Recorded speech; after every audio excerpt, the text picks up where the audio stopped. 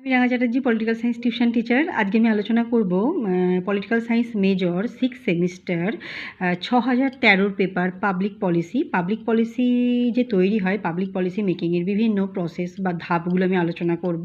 তো এটি তৈরি হয় মোট 6টি ধাপে। ফার্স্ট ধাপ হচ্ছে যে এটিকে একটি সমস্যা হিসাবে মেনে নিতে হবে। এটা হচ্ছে প্রথম ধাপ, যে অর্থাৎ সমস্যার চিহ্নিতকরণ, যাকে বলা হচ্ছে প্রবলেম আইডেন্টিফিকেশন।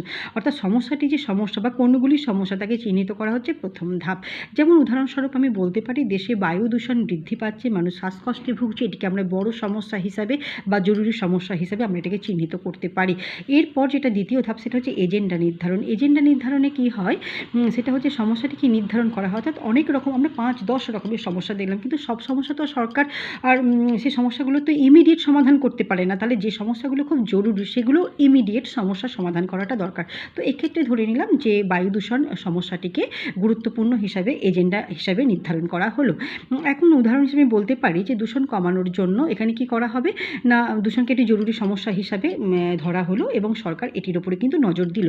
এরপর যেটা তৃতীয় ধাপে কি করা হচ্ছে না, এখানে নীতি প্রণয়ন করা হচ্ছে। সমস্যার জন্য বিভিন্ন পরিকল্পনা গ্রহণ করা হচ্ছে। কীরকম, ধরো যেমন হচ্ছে দূষণ কমানোর জন্য বিভিন্ন যে সমস্ত গাড়ি থেকে ধোঁয়া নির্গত হয়, বিষাক্ত ধোঁয়া, যে সমস্ত কলকারখানা থেকে বিষাক্ত ধোঁয়া নির্গত হয়, সেই সমস্যাগুলোকে কী করতে হবে না, কমানোর জন্য বিভিন্ন তোমার নীতি প্রণয়ন করতে হবে। এখন নীতি প্রণয়ন করে ফেললো নিজেরা, তাহলেই তো হয় না।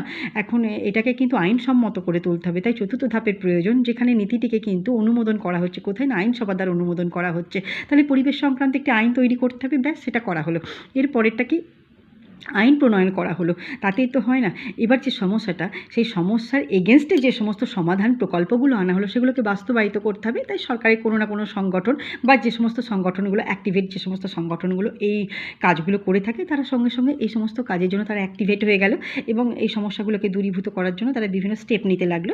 আচ্ছা, এরপর হচ্ছে সরকার যে সমস্ত কিছু কাজ করলো, যেমন ধরে নাও ট্রাফিক পুলিশ বিভিন্ন যে সমস্ত গাড়ি থেকে বিষাক্ত ধোঁয়া নির্গত হয় সেগুলোকে ধরতে লাগলো, বিভিন্ন ইন্সপেক্টর আর পুলিশ নিয়ে একদম কলকারখানাগুলোতে গেল এবং দূষণের পরিমাণ কতটা রয়েছে, মাত্রা কতটা বিষাক্ততা ছাড়াচ্ছে, সেগুলো সমস্ত কিছু দেখলো। দরকার হলে সেই সমস্ত কলকারখানাগুলোকে সিল করে দেওয়া হলো।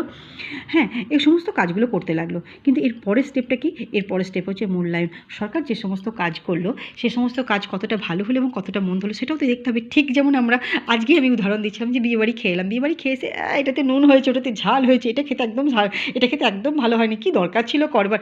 তো এইগুলো যেমন থাকে, সেরকম সরকার কোনো একটি নীতিকে বাস্তবায়িত করলো, বিভিন্ন প্রজেক্ট নিয়ে এলো, বিভিন্ন প্রকল্প নিয়ে এলো, তারপরে তো মানুষ ক্ষান্ত হয় না। কেউ ভালো বলে, কেউ মন্দ বলে, মন্দই বেশিরভাগ লোকে